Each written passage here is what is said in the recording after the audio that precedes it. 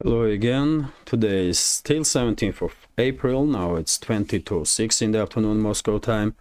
I'm Levan Gudadze and this is new episode of Headlines, short summary of the news that I will discuss in more detail during my next news update on Patreon page.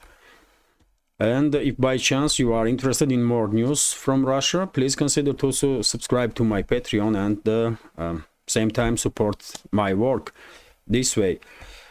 Okay, that's been said, let's go through some news. And first of all, I will share with you information that was reported by Russian independent sources on Telegram, for example, according to which during the early hours of the morning or night time, Kiev regime forces conducted a large-scale missile strike on Russian military airfield in Crimea, in Jankoy city area, and unfortunately Russian air defense systems were unable to neutralize all their aerial targets. Yet again, according to reports that are circulating on Russian segment of internet, because officially Russian media outlets did not report about this at all.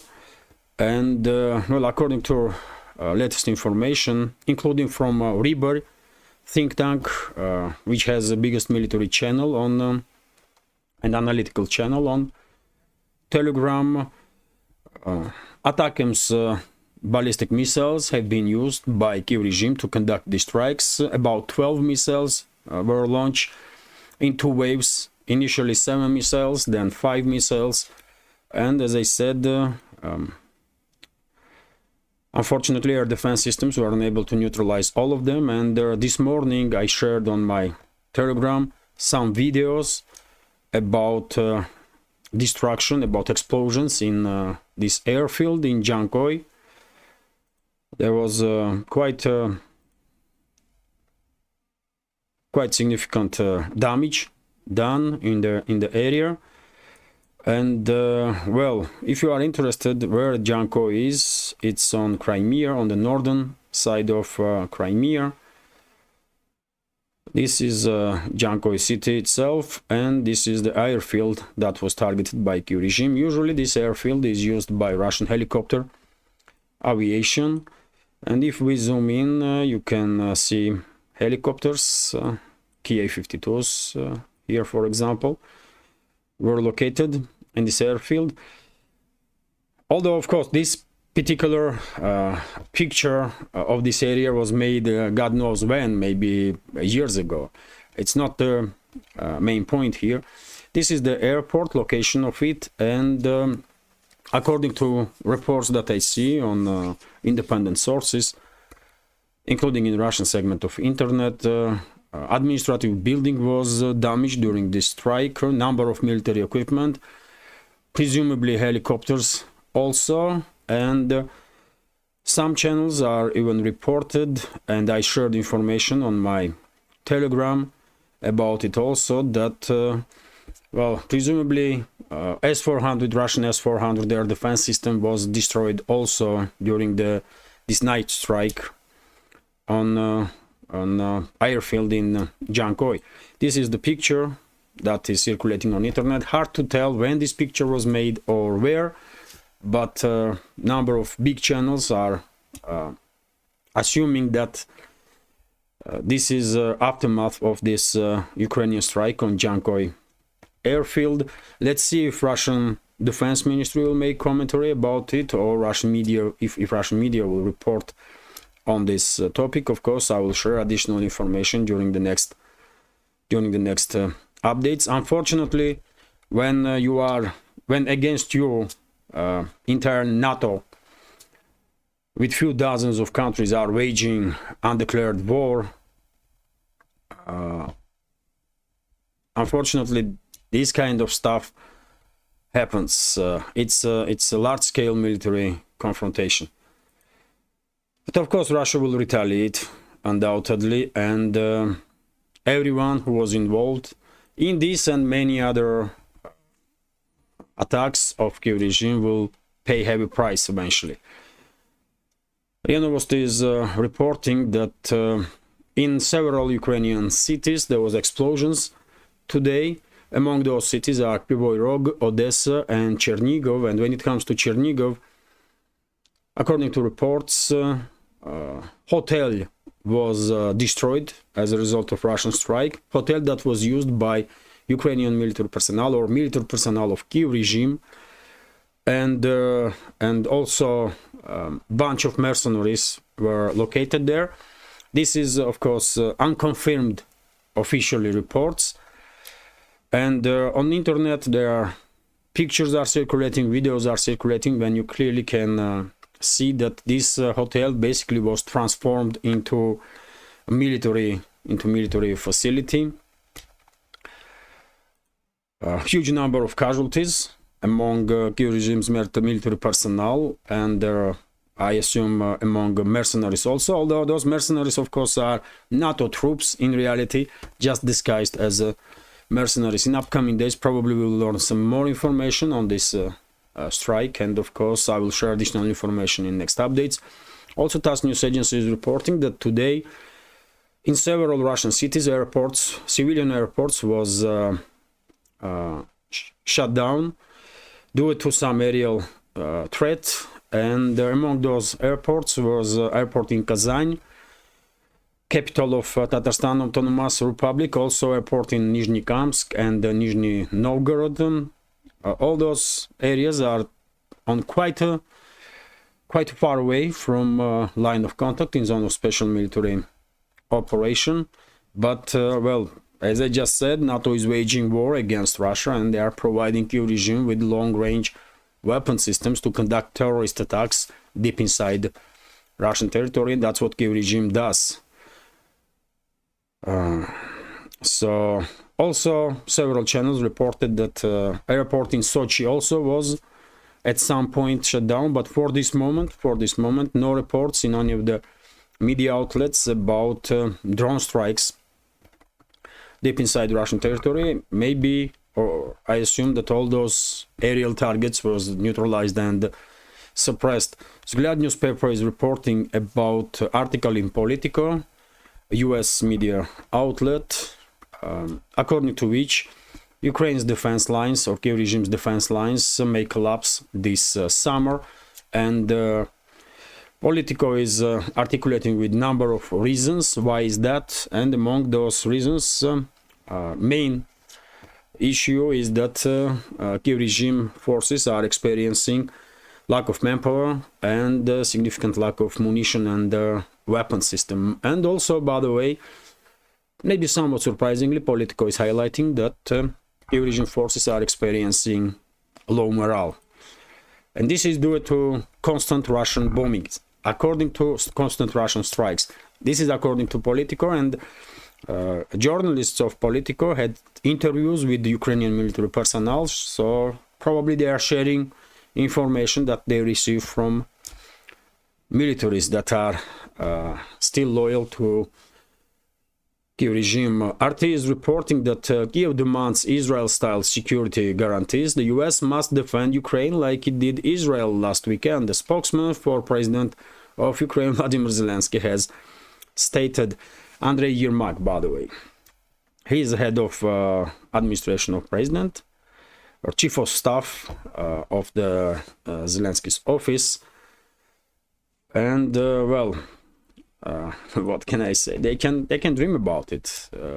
It's free.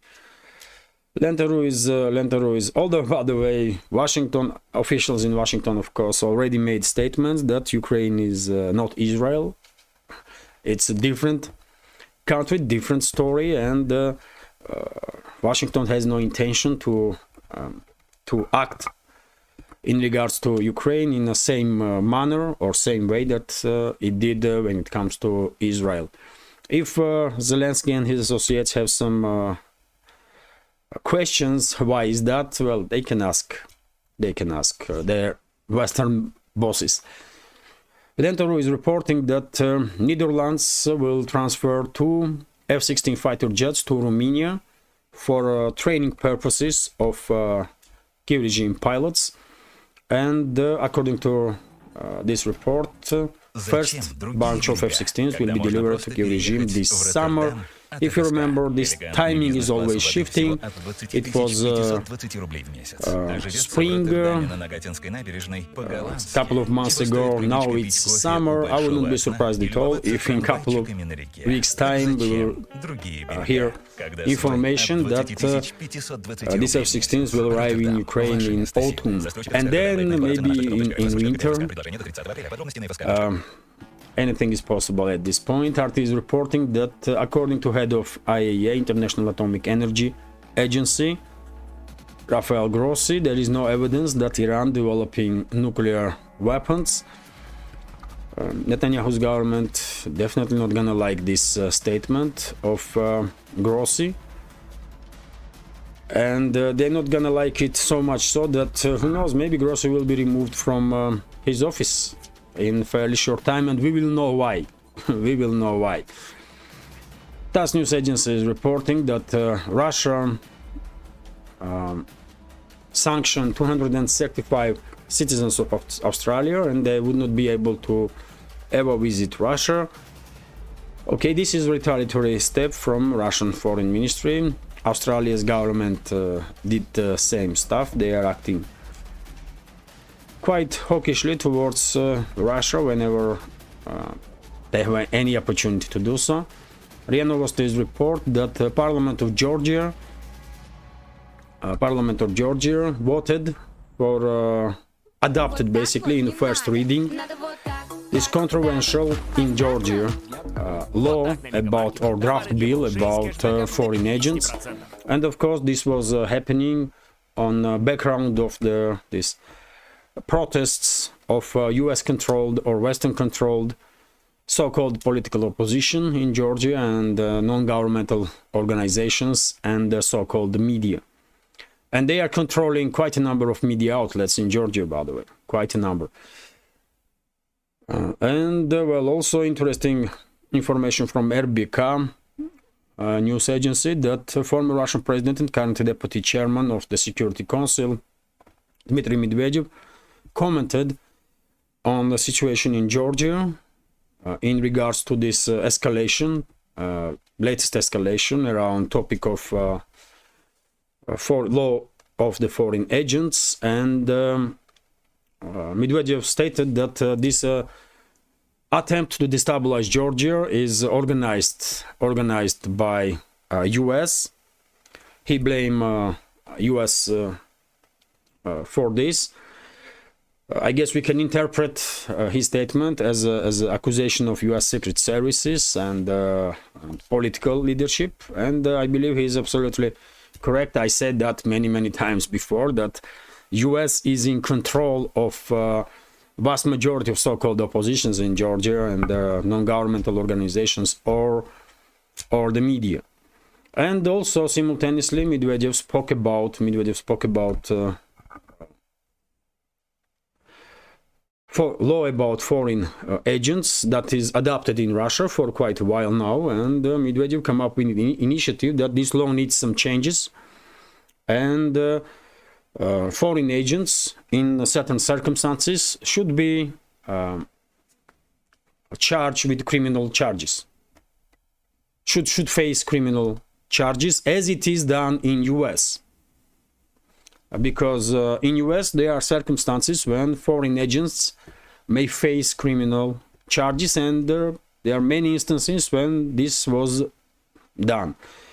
And I guess Medvedev wants something similar to happen in Russia. RIA Novosti is reporting that France recalls its ambassador from Azerbaijan due to further or constant deteriorations of the relationships between the two countries. I guess Azerbaijan will react the same